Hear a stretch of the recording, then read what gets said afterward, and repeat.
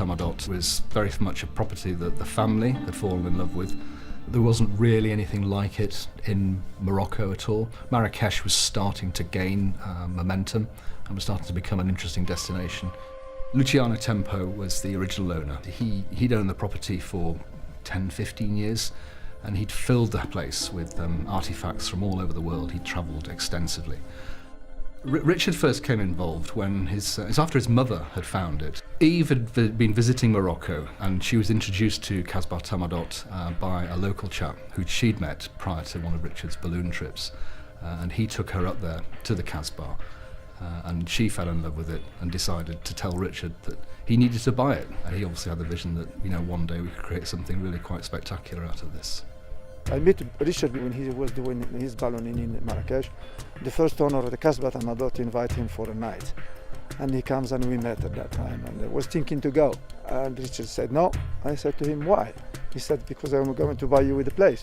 And he was like laughing. It was slightly remote. People hadn't been there before. So there was, there's a real excitement and a real edge to it. And that really sort of kind of fitted with the kind of ethos that VLE was building as it grew. Richard was very involved in the development of it, and I'd already understood Richard quite well in what he wanted. So it's great to be able to sit with him and let him say, yeah, we should put this here, and why don't we have that there? And he's really, really good at that.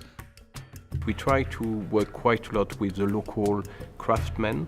So blacksmith craftsman does all the ironing and the lamps and all the metal equipment. 90% of our Kasbah Tamadot staff is Berber, so they are all local, and we are a great team in Kasbah.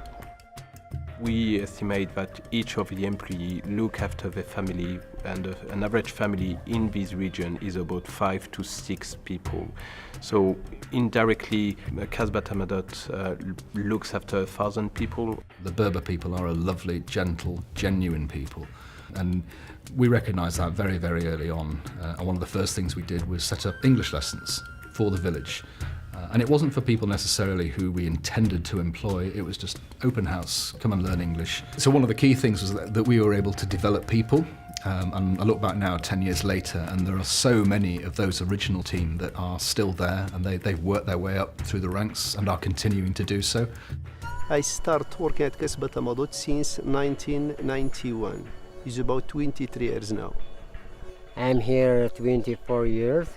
Before Mr. Bonson bought to Kasbah, when it was a private house with the Italian man.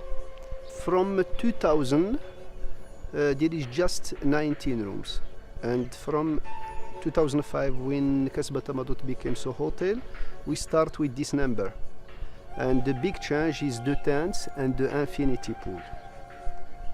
Eve's involvement with the local community has been absolutely spectacular, and the effect that she's had there. Well, there was looked at a very sad little village across the way from Richard's Kasbah.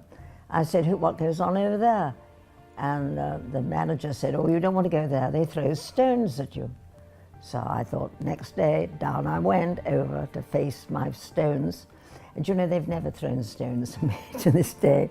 And I started with 3 girls, and now I've got 40 in that village.